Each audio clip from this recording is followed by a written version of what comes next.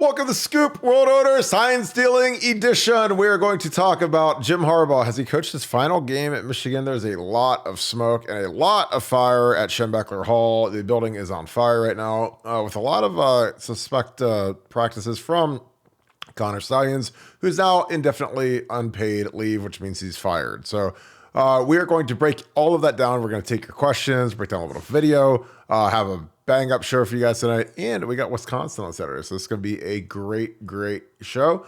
That being said, as always, we appreciate you guys who enjoy this content. Please click like, click subscribe. Also click that little alert bell. You'll get an alert every time we go live, which is about 7 o'clock every night.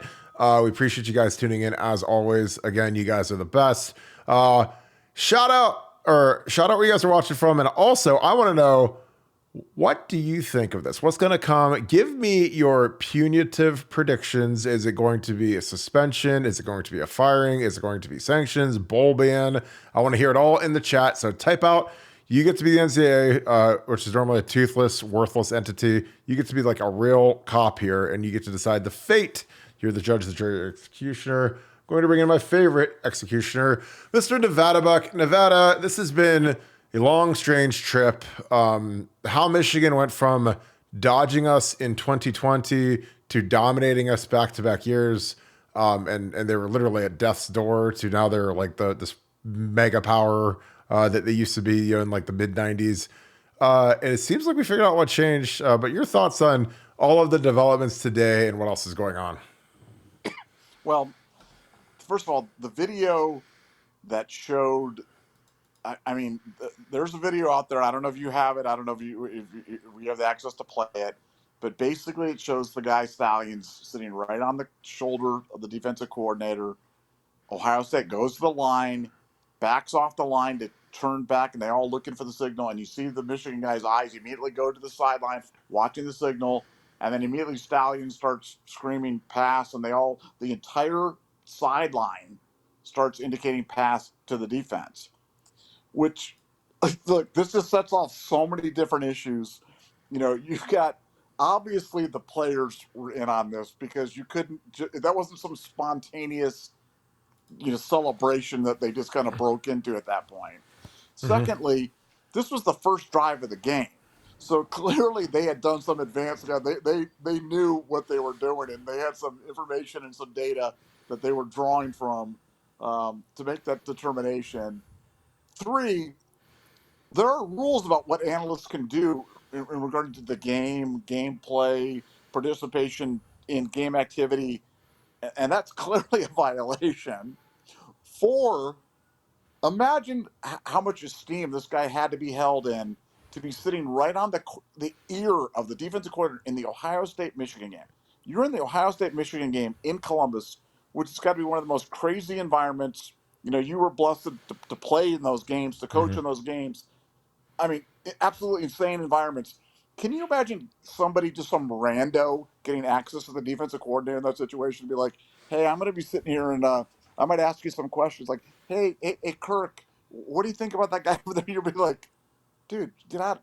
There's just no way that happens. This guy had to be like the crown jewel code breaker for them to be put in the spot that he was. And I just, like, when I saw that video today, I had a visceral reaction. That was bad. That was bad, and it upset me. And I really feel like there should be something serious. I think this is unprecedented in the history of college football, and I think that the punishment should fit the crime. Yeah, I mean, it's card counting. It's it's the stuff that you get your hand broken for in Vegas if you do. It's bad. I mean, this is a systematic thing that this guy figured out he could try to do. And again, I'm shocked that this doesn't happen everywhere all the time, just because of with how good camera phones are now and how good you can zoom. You can tape an entire game. I mean, if you wanted to, you'd look weird doing it at a game, but I mean, there's a lot of little perches. You could be a scout. I mean, there's a million people that have access to clear views of the sideline that could record it for the whole game. And so this guy decided to do it from the stands, which I don't think is an optimal view as opposed to maybe being in the press box or being somewhere else or on the field.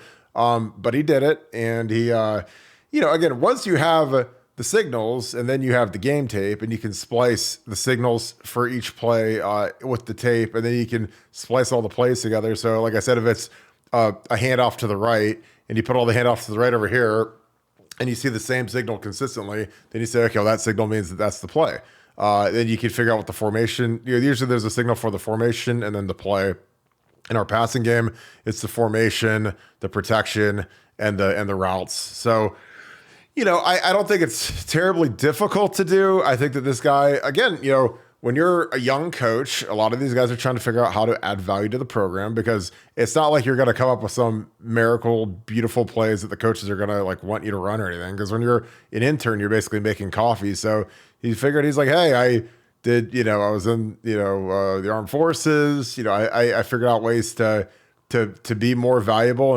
And when he came with this thing, they're like, wow, you're really valuable. Wow, you're really good at this. Wow, again, I can imagine when this guy was doing it, he was probably doing it like it was flashcards. He probably get the signals, study them, he has those little notes or whatever that he had on the sideline. And when they're doing look back and stuff, they're showing it. And again, just to show it, and this is credit Adam King, 10 TV. You see the 10 TV logo, Adam King. Thank you so much for this. But you see us, we do our little look back thing right here where CJ, everybody looks to the side to get the play. And he is right over here.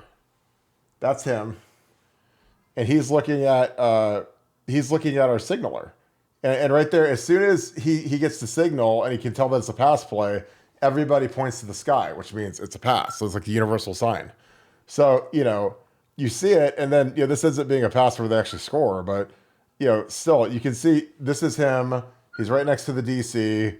I don't know if the DC is getting the exact play. I doubt it, because he has a double earmuff headphone on. So, when you have these things on, you can't hear anything. So it's not like he's taking the muff off and listening to what the guy's saying. But, this guy's definitely reading Justin Fry. Justin Fry is the primary signaler for the offense. He's reading them. And as soon as he gets that signal, these guys, and so is he. He's got multiple guys reading him. As soon as he gets it, he starts pointing to the sky. He's the first guy to point to the sky. This guy is. And then once he does it, everybody else does it. So it's really interesting, because I'm telling you, man, that video, it's kind of nice that the Columbus media is rallying to help these guys, because that's damning. That's as damning can be, when some random guy is magically pointing like this because he has the signals in the first quarter. Now, you can pick signals legally. You just can't have all the pre-work. Like, you can't go to games. You can't do live scouting. Like, that's what all high school coaches do that. They'll go to watch another game, in advance. You're allowed to do that in high school. You're not allowed to do that in college. Just frankly, because it would be that would be the ultimate silver bullet for the rich programs like Florida, like Ohio State, Georgia, Michigan, because they can afford to send, a coaching staff to go break down a game in person. And that would be a huge edge for them over like MAC schools, so to speak. So they banned that, I believe, in '94. But your thoughts on that, Nevada? That was the video you were talking about. I mean, pretty bad stuff. It's terrible. I mean, just terrible. And I think, I just, knowing how sidelines operate and knowing just how crazy and chaotic that whole thing is, and just seeing that guy there with that huge, he's got a laminated card of some signals. Now, your theory is that those are Michigan signals. I'm not sure why he would have Michigan signals on that, but you may be right. There's obviously some speculation that those are Ohio State signals. And to me, that would make more sense. But, who the heck knows at this point? All I know is he's buying tickets. He's in proximity he's clearly talking and coordinating to the defensive coordinator. And every player on the team immediately knows. They all know. They all know that this is like, what's going on. So it's just so funny how, it's they're not even being subtle about it. I just think it's the arrogance of Michigan to think that they could get away with doing this. This guy's buying tickets in his own name and getting reimbursed by Jim Harbaugh's kid, and having his Venmo transactions on public. I mean, this was not some incredible caper. This was like the Three Stooges meet the Keystone Cops going out there in terms of doing this. And I, I, I, I personally think this is going to bring Harbaugh down. I Yeah. personally think there is a chance that Jim Harbaugh has coached his final game at Michigan. I think the pressure, and you can feel the pressure building every day now. The media is on this, and there's only going to become more and more stuff coming out. And Michigan, there's lots of things about Michigan, but they fancy themselves to be this blue blood, above it all type of program, and I could see them feeling like the pressure is just too much, and I could feel them moving on Harbaugh if they felt like this was going to blow up and that they were going to try to get ahead of this and mitigate some of the damage. I think Harbaugh might be done. I agree. I think that it's always it's a balance of how bad is the crime. This is egregiously bad, and then what's the PR hit? Like the Mel Tucker thing on the surface was, he's just being a douche and doing whatever with some crazy chick, but they fired him because it was embarrassing the university. And it also, the thing about Harbaugh that changes everything is he's undefeated and they're good. And they've beaten Ohio State twice. So, I mean, if he was 1-7, he'd already been whacked, 2 days ago. But, winning is a great deodorant. But Michigan, they're in the midst of a season where they could win the national championship. And it's like, do they have the balls to whack Jim Harbaugh? I don't know. We'll see. I mean, I know that, I'm sure that there's a huge faction of people at Michigan that want him gone, including the Ward Manuel, who the athletic director, who's not fond of Jim Harbaugh. There's no secret about that. But I think it's going to be very interesting to see how the rest of the season goes and how's Ohio State react to it. Because again, you can mitigate some of the stuff by huddling. Like we saw Penn State huddle a lot this week. Again, I think that the sign stealing is only going to get more prevalent and more sophisticated unless the NCAA comes down with the hammer of God and they strike them down, which I just don't know if they will. But it could be, even if you just know that it's a run or a pass, that is a huge edge, obviously, for the defense. If you know what defense you're getting on offense and you can do look back, that is huge. Again, I've picked signals before. It's not terribly hard to do. And when you get them, it is a huge advantage. So, but I did no pre-work or anything. I mean, you're allowed to literally sit there and do it in game. It's kind of like figure out if there's a tell on the defense or on the offense or on the O-line during the game. It's not, that's all legal. You can't do the pre-work. You can't go visit another stadium and video all that. That's where they're going to get smacked. And again, this guy was termed as a recruiting staffer, low-level guy. And, if you watch our recruiting staffers, if you watch Mark Pantoni on game day, he just stands there the whole time. He's not doing anything. He's not interacting with the coaches. He's not, he's clapping for the guys and maybe a high five if they score a touchdown. And that's it, because that's what he's allowed to do. He's not allowed to be out there signaling and, because there's only so many countable coaches and GAs. I believe there's 10 countable coaches and there's 4 GAs. So there's 14 guys that are allowed to actually coach during the game day. And then there's guys that are like Devin Jordan and Joe Philbin that are analysts that aren't allowed to coach on game day. So those guys don't even have headsets, which is crazy because I would have gone crazy if I didn't have a headset because they don't, but you see them on the sideline, they have no headset on. So guys like Mike Salini's a GA, he's got a headset on. Justin Fry has one on, excuse me.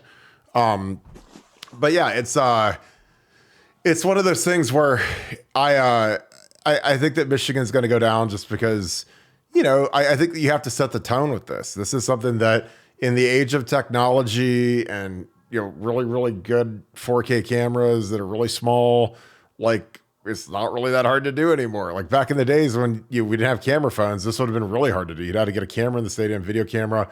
And again, it always makes you go back to that Georgia game when, we played Georgia and we hear a rumor that they found a camera set up pointed at the practice field.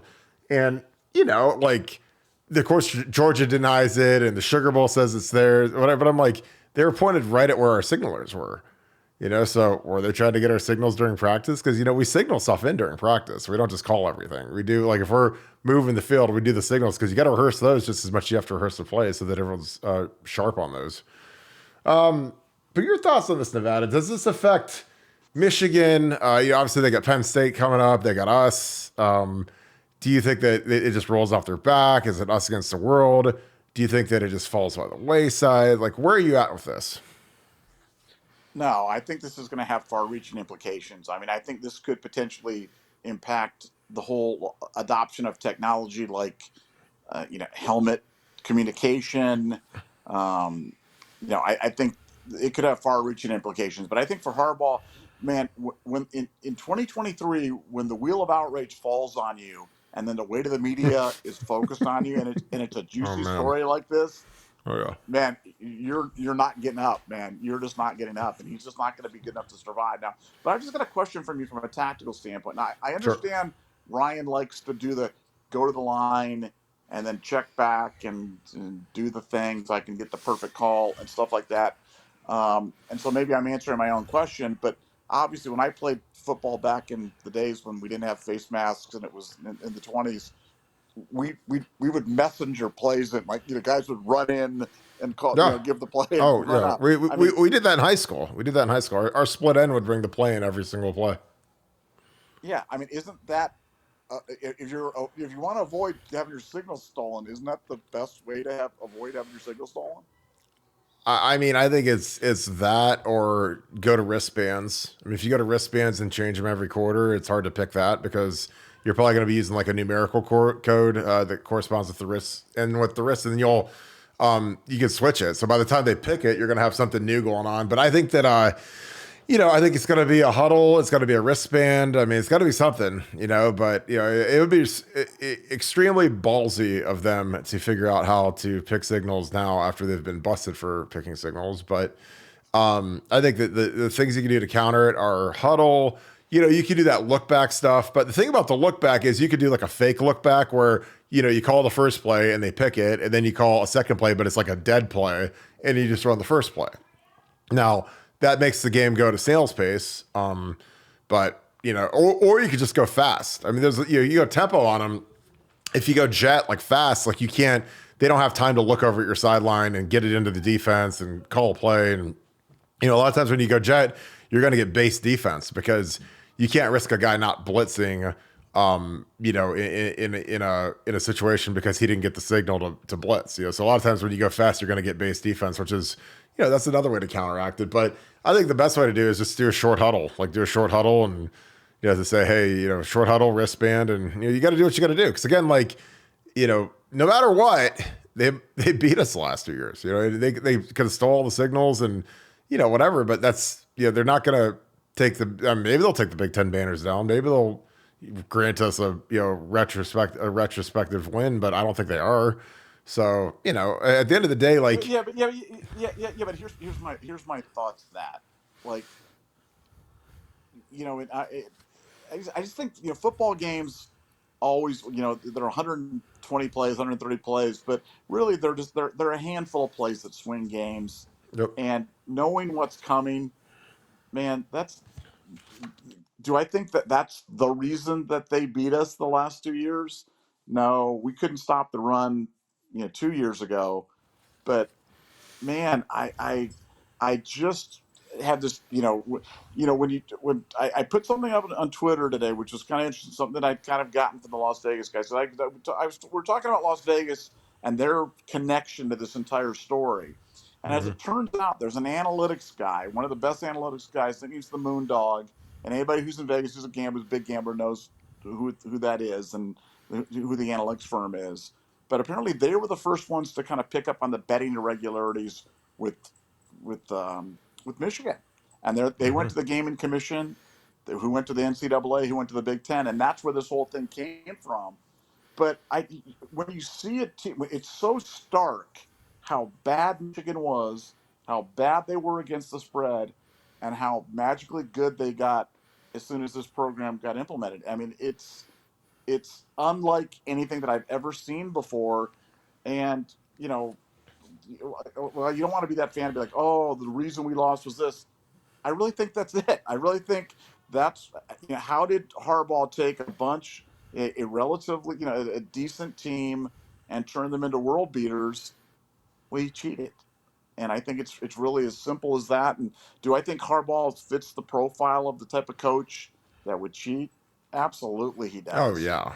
He was Oh, he was desperate for his job. He had lost Ohio State 5 years in a row. He was being run out. I mean, everything about this this was a desperate guy, and it's clear what happened. And the fact that he was able to profit off it at all, that he was able to prosper off it at all, just enough bad things cannot happen to him and to that program and to that fan base because they're cheaters. They're cheaters, and I personally think they should be banned this year. I personally think the only fair penalty for what other teams have had to go through the last 2 years, at least with this program, is to ban them for participation in this year's playoffs. That's what I think. I think that's the appropriate penalty. I agree. I think if you shut them down for the year, it's like then that, because again, the only way it's going to stop is you have to hit him so hard that nobody ever wants to do anything like this, attempting that. Because if it's a toothless punishment, then this will still go on. This isn't hard to do. It's bad to do, but it's not hard to do. And then you'll just keep seeing more and more of it. So, but yeah, I think that banning them from the postseason would be great. Starting with the Big Ten championship game would be great. I mean, I think Jim Harbaugh's toast. I just don't know how he survives this. Again, like after I've seen what Pat Fitzgerald got fired for, Mel Tucker got fired for, like I have no idea how Jim Harbaugh still has a job at this point. And again, like you said, once the media horde turns on you and they're bringing the heat, I mean, you've got every investigative journalist in the world trying to find the next nugget of information on this one. And I think that's the golden ticket right now. So people want to see how deep it was. What did Sharon Moore know? What did the D coordinators know? What did the players know? What did, subpoena everything, go get his bank records, go get everything, or go look at everything. So who's paying for these tickets? No, but Kirk, let me just ask you a question. And just again, sure. We didn't do this in the pre-show, so this isn't a setup. You have no idea what the question is going to be. I don't. Is there any scenario where you believe that Jim Harbaugh wasn't aware of what was going on with this? Absolutely not. There's no chance. Like, I mean, when I was picking signs, like they knew that I was getting them, and I didn't get them until I had them. Like, it wasn't like I came into the game and known them. I was just trying to figure them out. And when I cracked it, I was like, ooh, we're good.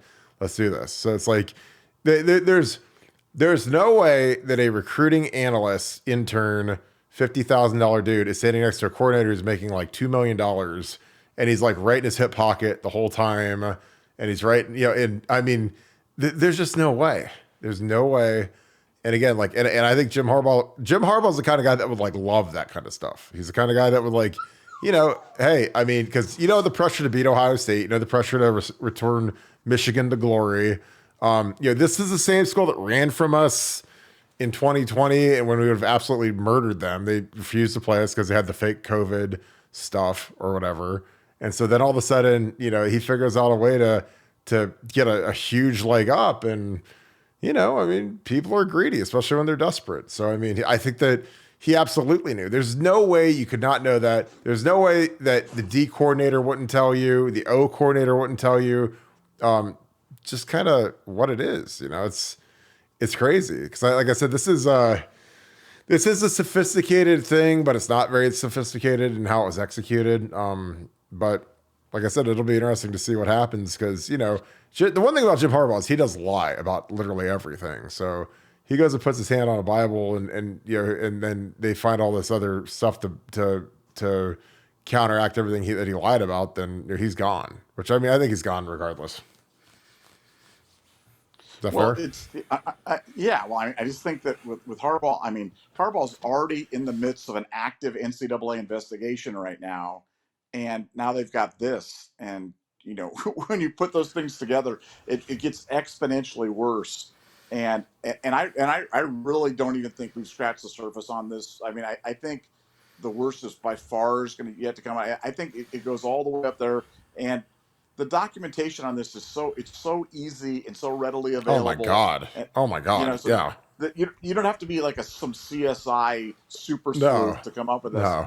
And so I think even the NCAA can connect the dots. And if the NCAA doesn't move fast enough, I think the big will, because the new big commissioner doesn't play around. And I think he'd like to knock Harbaugh down too. And that's an educated opinion. Well, and I think the athletic director at Michigan's had enough of him too, Ward Manuel. I think he's tired of Harbaugh. Again, it all makes sense now. It all crystallizes. Like, why was he interviewing for the Minnesota Vikings on signing day, like 2 years ago? why was he interviewing for the Broncos this past year? It's like, Michigan had a great team coming back. They're seemingly on the up and up. It's his alma mater, but it was kind of like he knew that the house of cards was about to fall down soon. And again, sure as can be, here it is. And I mean, this is, again, this will be like the next layers of details. Excuse me, will come out because when you get these investigative guys like Thamel and they're digging around and they're, and then they start, they start doing the record requests from the University of Michigan, and then they start, they go to there's trial subpoenas, and they get to, they go and they get all this guy's Venmo records, his bank records, who was paying for it, was it a donor, was it Jim Harbaugh? Like that's where it's going to get real sticky because all of a sudden, like, and if Michigan finds that out quick, I mean, you'll see them move fast to get rid of Jim Harbaugh because I'm telling you, you gotta, you just got to kind of cut it off at the pass from a PR perspective. But then it's going to be interesting because then what do you do? Do you promote one of the D coordinators or the offensive coordinator who they knew what was going on too? Like, I don't think that's fair. So this will be one of the most fascinating stories to follow over the next month that I think I've ever seen. I mean, this is like going to lead right into the Michigan game, up in Ann Arbor. Well, and you've got J.J. McCarthy right now, who's the betting favorite for the Heisman Trophy. And I am of the opinion that a lot of Heisman voters will not vote for him, being the fact that they're under the scandal of a cheating situation right now. I mean, I think back on the Aaron Rodgers thing where there were people that were outwardly saying, I'm not going to vote for him because of his vaccination status. Now, regardless of what your position is on vaccination or this and that, what my point is that other things come into play here. And are the Heisman voters really going to put J.J. McCarthy up there as kind of their poster boy when the team, I mean, I think this is the biggest.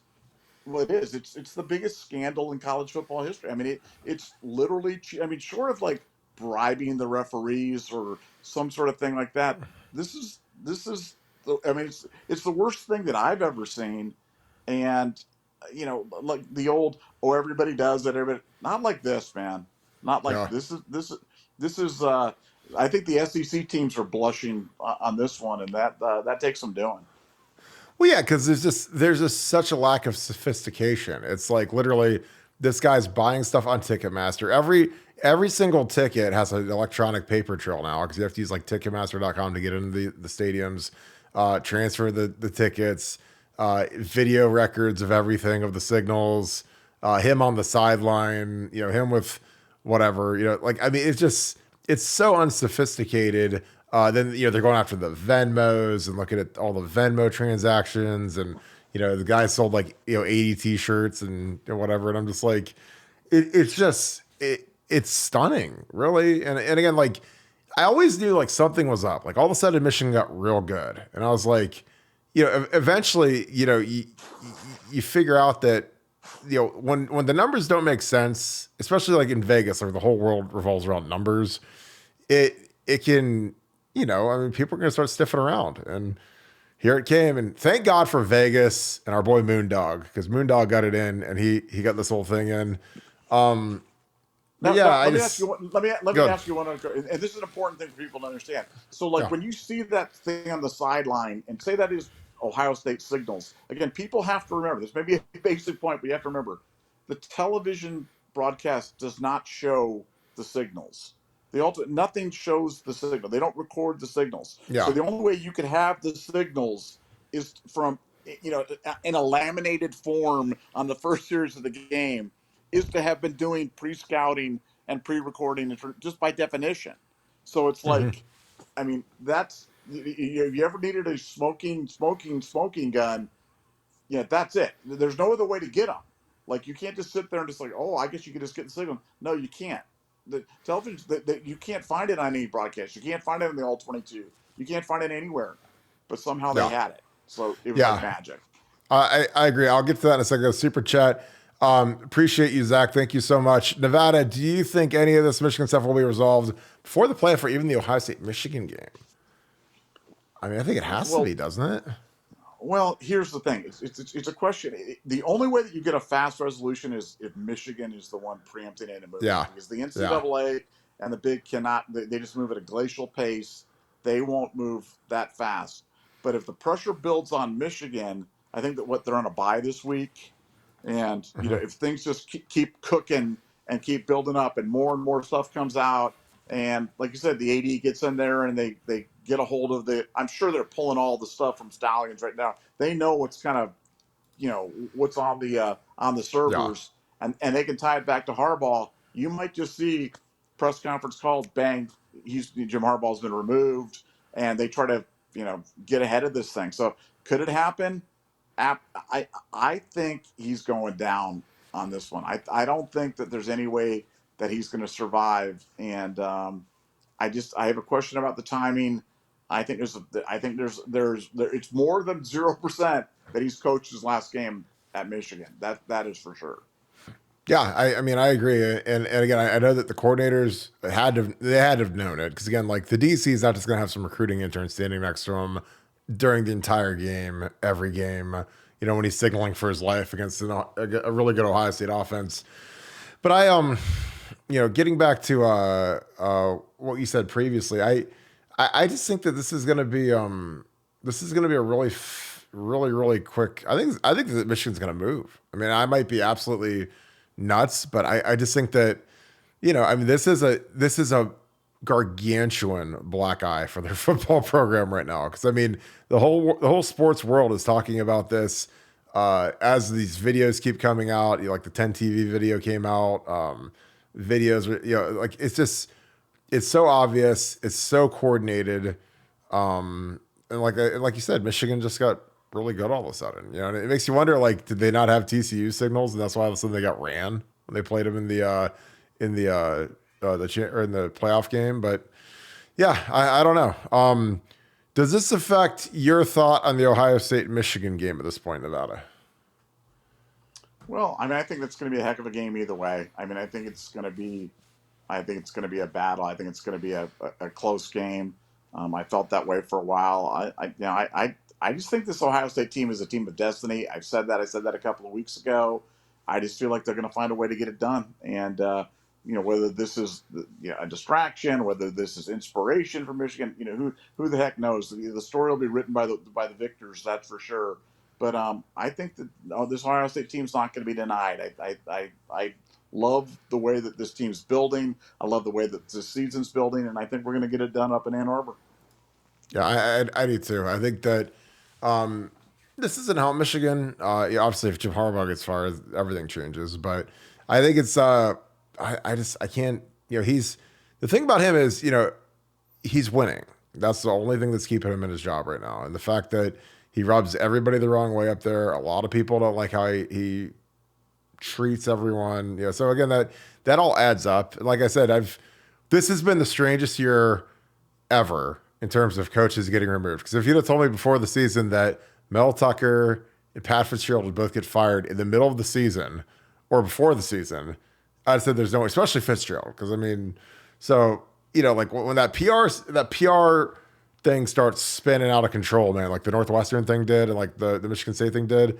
Like, I think the universities, they've had enough. I lived it with Truss. Like when Tressel, when all that Sports Illustrated articles come in, we were waiting for it to drop and hopefully survive the bombardment, and we didn't. Truss ended up getting whacked, and here we were. Urban, same way. He had the stuff with Drake and Zach Smith, and by the end of the season, he's resigning. So, again, it's like good. Let's talk about that just for a second. So Urban Meyer was basically suspended. It led to his leaving Ohio State over the fact that he should have known what Zach Smith was doing in his personal life with his ex-wife. And it's like, and when you say it out loud, it's just so stupid. And then you got this thing going on right now, where you've just got widespread cheating by Michigan. Like, how can Harbaugh survive? How can he coach another game in college football with this? I just don't see it, man. I just don't see it. I think he's gone. Yeah, I do too. I mean, I think that they gotta move, but then like it's like the thing I said, like, so if they do whack him, who takes the spot? I mean, Sherrod Moore seems like the obvious guy. The offensive coordinator has been fantastic ever since he became the O-line coach, but I mean, he's complicit in it, and the DC is complicit in it. So it's like, what do you do? You know, I mean, it's always funny to me when they fire the head coach, but then the guy that's right there next to him doing the same bad stuff, he gets promoted to be the new head coach. But what are your thoughts on that? Brady Hoke or Lloyd Carr or Rich Rodriguez or Mark D'Antonio's grandkids. Any of those. Mark D'Antonio's grandkids that'd be fantastic. Get Dino going in there. Got a super chat. Appreciate you. What's the chest block from going into the pros to coach after signing? He was suspended. I remember that. Am I remembering that right? Why would Harbaugh be able to jump right to the pros? Well, I remember Tress, when he got whacked at Ohio State, he wanted to take a job with the Colts, and he was suspended for like 8 games or 7 games. It was the same as Terrell. Terrell probably had the same, like, he got to the league and got suspended by the god that is Roger Goodell, the god of football. And so Tress was like, I remember he was suspended for however many games because he didn't have to serve his suspension that he received or something like that. It's been like 12 years, kind of a foggy memory. But yeah, I don't know if he was blocked from coaching, but you know, I know he interviewed for the Colts job when he was up there after he worked there for a year. But you know, it'll be weird. Like, I mean, it'd be weird to see if there's some sort of restrictive discipline on Harbaugh. And again, like, the thing is like, you know, is that radiation going to be worth it to an NFL owner? Because you're basically hiring a guy that's gotten accused of Spygate. You know, and Bill Belichick got away with it because he's like the greatest coach of all time, probably because he was spying the whole time. But, you know, like this is something that, you know, if you're an NFL owner, man, you're going to be asking some deep questions. And then plus, you know, you bring this guy in, you know, he's going to have to face media questions and scrutiny and fan scrutiny the second he shows up. So you know, I don't want to be like too over the top. Like, this isn't going to end his career, because if there's one profession where terrible human beings can get 80 million chances, it's coaching football. If you can coach football, they're going to hire you, and they don't care about anything else as long as you can coach ball. Nevada, how does this affect his potential next job if he has one? Well, like you said, I think NFL owners are, you know, they have short memories about this stuff, and they just want to win. And you know, you see guys, you know, survive scandal, you know, Bobby Petrino, and I mean, you can survive just about, you know, I mean, just pick a coach, you know, Anything, Lane Kiffin, and there are just so many. But like, you know, guys it's a careers that they have plenty of second chances, and you know, I think Harbaugh has been desperate to get back to the NFL anyway. So I think for him, this is going to kind of be the thing. And, you know, he'll go and he'll play the fact that he's the aggrieved party, that somehow, you know, he's the victim in all of this. Because I think there's going to be that Michigan victimology thing kind of going on. But I think the next 48 hours is going to be really, really interesting, because I'm hearing there's more stuff that's going to drop. And every day it's more and more detailed. And I think the next drop could be the proverbial straw that breaks the camel's back and forces the Michigan AD to make a move. And so I'd be keeping an eye on the news cycle for the next 48 hours, because I think it's going to get pretty crispy. Yeah, I totally agree. Any final thoughts to wrap this thing up? We talked about Michigan enough. We got the Badgers. Are you still feeling good about the Badgers on Saturday? Look, we're going to beat Wisconsin on Saturday. I think it's going to be a closer game than we'd like, but we're just better. You know, Ryan and Jim Knowles got the boys ready. You know, they immediately went into don't eat the cheese mode on Sunday, and we're really hitting the guys up with you know, staying sharp. So I think we'll be sharp enough. You know, I'd worry. You know, I think offense can be flat, but I think defense is rarely flat, and I think our defense is going to come to play and play at a high level, and good defensive play will keep you in a lot of ball games, and I think that'll be enough to get us by on Saturday. I totally agree with you. I'm excited for the Bucks. Appreciate you guys tuning in. As always, thank you so much. I think Jim Harbaugh's done. With that being said, as always, we appreciate you guys being a part of this show. If you enjoy this, please click like as you leave. Click subscribe. Also click that little alert bell. Give us an alert, and you'll get every time we get to go about 7 o'clock. Every night we're rolling, so we appreciate you guys. If you enjoyed this, also, why don't you leave us a comment? What do you think Jim Harbaugh's punishment will be? I'd like to know. I think he's going to get fired, but I'd like to know what you guys are thinking and what will happen to the program. I'd also like to hear that. So leave that down in the comments. Shout out where you guys are watching from. Appreciate all of our Michigan friends bombarding this place. I see you guys fighting in the chats. That is fantastic. I love it. The spirit is here. We're about a month out. So with that being said, thank you so much, Buckeye Nation. Thank you, Scoop family. Down with Michigan. Time to go beat Wisconsin. Talk to you guys tomorrow. Go Bucks.